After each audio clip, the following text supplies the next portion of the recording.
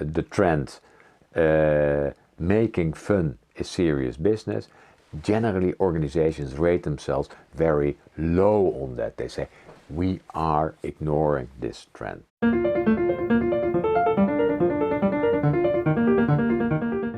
Hi, my name is Tom Haak of the HR Trend Institute.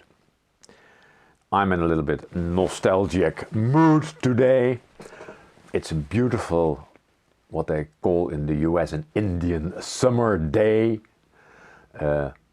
Autumn, but sunny, so that is great. As I'm nostalgic, I look back a little bit, and I started with the HR Trend Institute in 2014, so more than 8 years ago. And I dug up the first presentation I gave. That was for a group of people of a company called Fresh Forces, Frisse Blikken. And I covered, I think, 7 trend areas in that presentation. And I just want to lead you quickly through those 7 trend areas and then draw some conclusions. The first one, and I probably it's still on my list, so that's a long-term trend. Those days I called it from hierarchy to network. Lots to say about it, but I think that is still highly relevant. The next one, globally connected. In those days, there was a lot of we have to be globally connected, and it's the world, etc. I think, well, you got that even in those days, maybe that was not a trend anymore. But these days, there's not a lot of talk about that anymore because that's taken for granted. And I think also I removed this trend from my list. I don't talk about that a lot anymore. The next one, and you see the picture here, which I like that picture because the guy with the long hair behind the computer, that's me. This was high school, and I was at the high school where this photograph was taken, and it was taken because this was the first Dutch high school with a computer, and you can see the computer there. There or where, and it's a PDP-8, I think, and then there we are working diligently with punch cards, etc., etc. So, but the theme is here. The trend is invasion of smart tech. Of course, super important in those days. Super important today. Then, and I make that the title of this episode as well. The trend I described as making fun is serious business.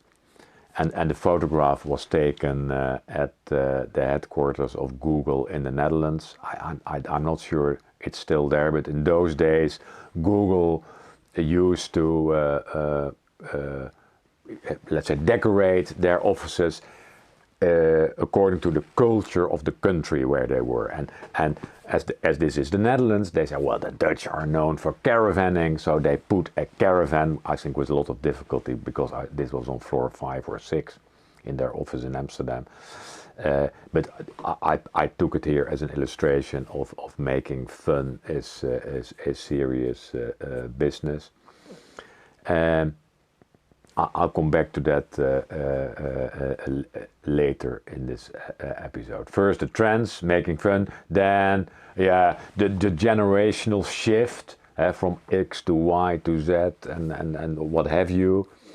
In those days, I talked about it. Later on, my opinion has changed a little bit. That if you look at it, there's no real evidence that if you know someone's date of birth, that you then can say anything about her or his behavior. So date of birth, behavior, very difficult to predict something. And that's sometimes the idea behind the generational story. If you're Gen Z, then we know what you want and how you're going to behave. And that's not true. So I'm a little bit more reserved about the generational trend, and I don't think I speak about it a lot. This one is beautiful beyond practical. That was later, I think it was also called in those early days, purpose before pecunia. Purpose before pecunia. Well, yes, the purpose, I think that at least that's still the trend, and that's happening.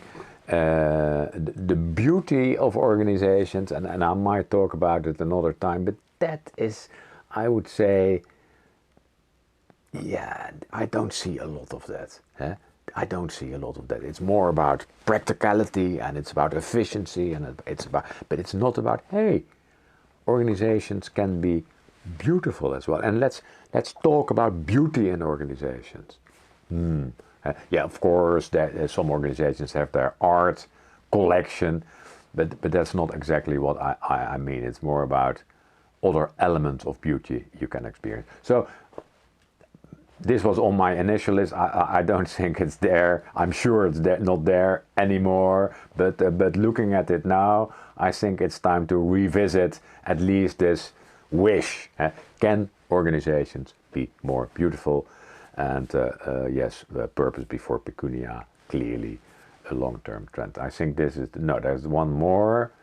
I called that in those days from big is beautiful to fast eats slow. With the idea that if you're smaller, you can be faster. I don't know if I look at it now. I think it's two different dimensions. So one is size from small to big, and the other is how agile, how speedy are you, and maybe you can combine the two. So it might be two different dimensions, but in those days the idea was, okay, if you're bigger, you're more beautiful, and we like that. Well, it's a mix, two different dimensions. So I think these were the trends I covered. So from hierarchy to network, globally connected, the invasion of smart tech. Number 4, generational shift. Number 5, beautiful beyond practical. Number 6, it's only 6 then. 1, 2, 3, 4, 5, 6. No, 7. So 7 trends.